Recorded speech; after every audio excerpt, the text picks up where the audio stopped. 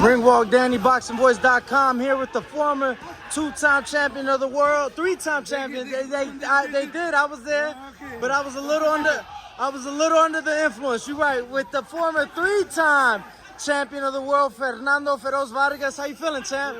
Good. We had an amazing week of fights that has just left us. From Inouye Fulton, Top Rank Cards Friday, and then the big one Saturday night. I just want your thoughts, your reaction to Terence Crawford's performance. Look, man, I called it, man. I know that Crawford is so intelligent, man. He could box either southpaw or unorthodox. And I said this. I said this to my boys. I said, look, he's gonna fight southpaw because a southpaw's kryptonite is another southpaw. They're not used to fighting southpaw. They're used to fighting orthodox. Just like us, orthodox fighters are not used to fighting southpaws. So it's his kryptonite. So I said, when he started the fight started and he came out and he started as a southpaw. I said, what did I tell you? What did I tell you he was gonna do? I just didn't. I'm gonna be honest with you. I didn't think it was gonna be that one-sided. Spence tried to his best, but he just couldn't. There was nothing that he could do against Crawford. Crawford is an amazing talent, two-division undisputed world champion, and man, you just gotta take your hat off to him. And I called it though. I called it. I gotta ask you, well, what would you say Terence Crawford should do next, in your opinion?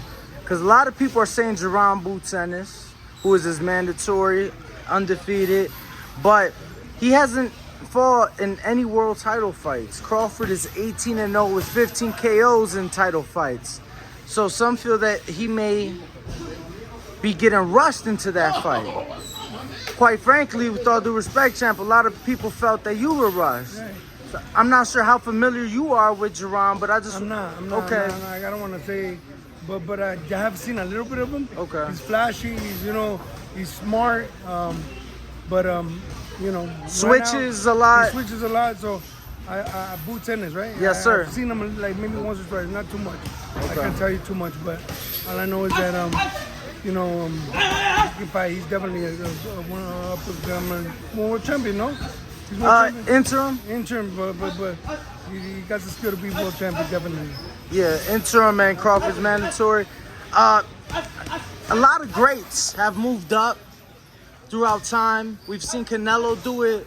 He is a 4th division world champion. Correct. Oscar de la Hoya did it. Correct. Manny Pacquiao has done it. Roberto Duran has done it. Manny Pacquiao did it from flyweight. That's crazy. Inouye, who continues to do it. I don't think I'm crazy in saying that Gervonta Davis is capable of moving up to 147 pounds and challenging the undisputed champ Terence Crawford. He's on camera saying before the fight that he gets Terence out of there in 6. He just needs to touch his chin. We've seen Gervonta with consistent one-punch knockout power from beginning to end. What are your thoughts? Is he too small? He started his career at 30. Terence started at 35. I mean, what are your thoughts, champ?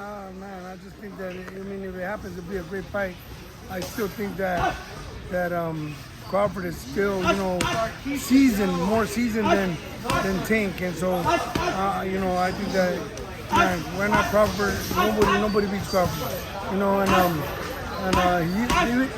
so Tank would be moving up to 47 to fight him or 54. No, 47. 47, right? 47 to 50.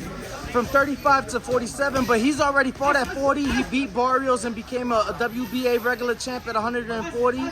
And he said it before the fight, so it's like, Crawford's at 47, and if you feel that you'd get him out of there in 6, I can only assume at the division Crawford fights at, right? So, yeah, I would say 147. I mean, look, right now, to me, the way Crawford looked down, nobody can beat him right now.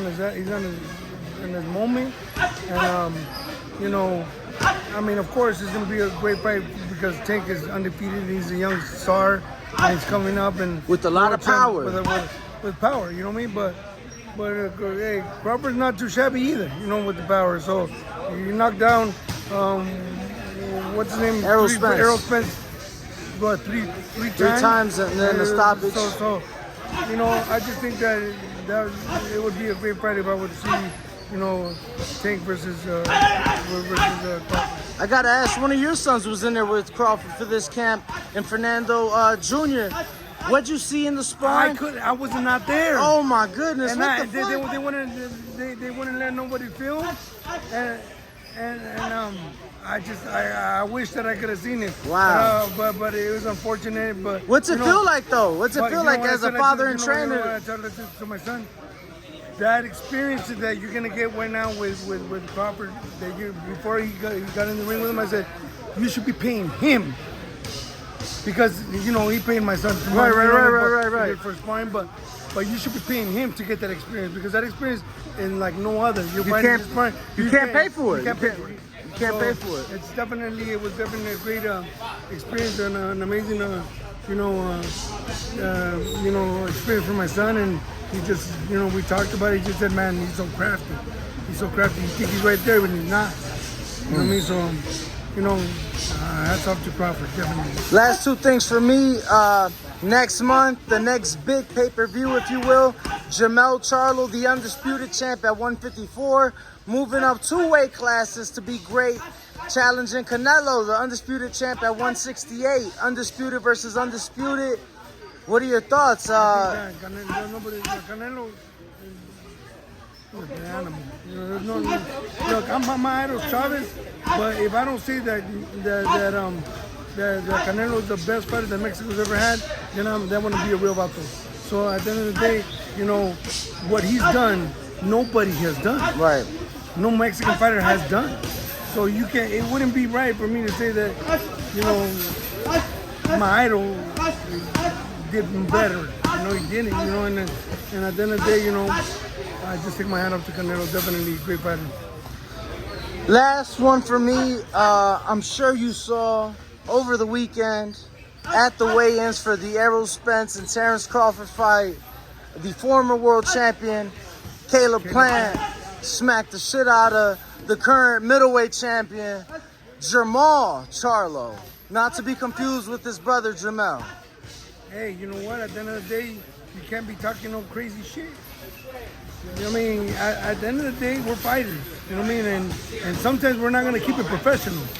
Oh, we're going to step into the ring now. Fuck that shit. Well, you know, I understand. You were one of those. I understand. So, at the end of the day, you know, you can't be talking shit about people and think that they're not going to, you know, react or be that type of person that's gonna go out there and respond with a slap or with a fucking punch, with, you know, with a big slap, with a punch. You know, you don't know. So at the end of the day, you know, you keep things professional, and you know, I think that's the best way to do it. I gotta say, you know, I don't know why people keep trying Caleb. You know, first, Caleb can fight, man. But even outside of the ring, you know, like there was an incident with the Benavides. With the then he smacked Canelo. I'm like, oh my goodness. Then there's an old video of him when he was an amateur boxer back in Tennessee in the projects, getting down. Wow. No, I believe it. You know, that's a bad white boy. You know what I mean? And he's down for his shit. He's not, and he got skills. He's a champion himself. So you can't, you know, think that because you're Charlo, you're gonna come up and slap people. You're not. That's not gonna happen. Right. Not, at least not with real motherfuckers that are gonna respond. Like what's the name of it? Were you surprised that nobody that was with Charlo or Charlo himself tried to go after Caleb? I thought that he was gonna rush him and he didn't.